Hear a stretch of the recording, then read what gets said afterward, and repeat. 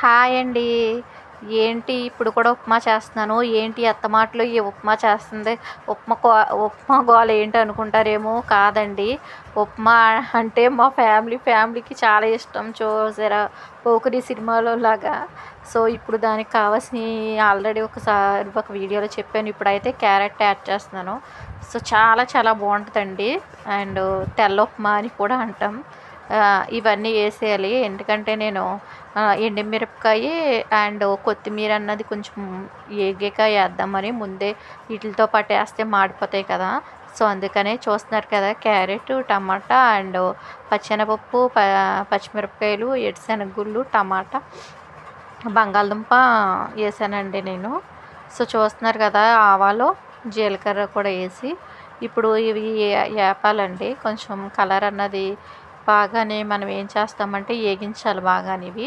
మనము ఏ ఏపుతున్నాను చూసారు కదా మీకు గట్టి పెట్టి. ఎందుకంటే గట్టి పెట్టకపోతే మనకు అడుగు అన్నది నలిపొచ్చేస్తాయండి ముక్కలయ్యిని. మనం ఇలా ఏపుతూ ఉండాలి. ఆ ఏపిన దాంట్లోనే మనకి గమ్మున ఫాస్ట్గా అయిపోవాలంటే ఏంటంటే మనకి సాల్ట్ అన్నది తెలుసు కదా మీకు. సాల్ట్ ఏపుతుండగానే వేయాలండి. చూస్తున్నారు కదా ఏగుతున్నాయి. అవి ఏంటంటేనండి అన్నీ కూడా స్పూన్తో గట్టితో తిప్పడం వల్ల మనకి అడుగట్టకుండా ఉంటాయండి. లేకపోతే అడుగున ముక్కలు ఏగిపోయి పై ముక్కలు ఏగవు. సో, అందు గురించనే గరిటతో తిప్పుతున్నాను. చూస్తున్నారు కదా నేను అక్కడే ఉండే టమాటాలు గరిటతోనే తిప్పుతూ ఉన్నాను నేను ఉప్మాకి. ఎందుకంటే బాగా ఏగిపోయినా కూడా బాగోవు అవి బాగానే. అందుకే నల్లగా అవ్వకూడదండి, మాడిపోతూ ఉంటాయి కదా ఒక్కొక్కసారి. సో, అందుకనే నేను దగ్గరుండి ఉప్మా కదా అందు గురించనే నేను వేపుతున్నాను. మీరే చూస్తున్నారు కదా. కానీ చాలా బాగుంటుందండి ఉప్మా. అసలు తినాలనిపిస్తుంది. సాల్ట్ వేసానండి నేను ఒక స్పూను. ఎందుకంటే సాల్ట్ వేయడం వల్ల మనకి 10 నిమిషాలు, పావుగంట, 5 నిమిషాల్లోనే అయిపోద్ది మనకి. సాల్ట్ అన్నది వేస్తే గమ్మున మగ్గిపోతాయండి ముక్కల్లో అయినా సరే. మనం చూస్తున్నారు కదా సాల్ట్ వేసాను నేను. వేసాక ఎగుతున్నాయండి. ఎందుకంటే క్యారెట్, బంగాళదుంప ఉన్నాయి కదా, అవి గుమ్మున ఏగవు కదా క్యారెట్. సో, అందుకనే కొంచెం ఎక్కువసేపు వేపుతున్నాను. మీరే చూస్తున్నారు కదా గరిటెతో తిప్పుతూనే ఉన్నాను నేను. ఎందుకంటే మనకు అడుగు అన్నది అంటకుండా ఉండాలని.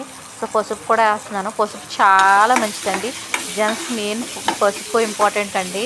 చాలామందికి ప్రెగ్నెంట్ లేడీస్ అంటే ప్రెగ్నెంట్ రావట్లేదని మా హాస్పిటల్లో చూపిస్తాం కదా, వాళ్ళ కంప్లైంట్ ఏంటంటేనండి గర్భసంచి చాలామంది పొర పలుచగా ఉందంటారు. నేను చాలా వాటిల్లో చూసానండి.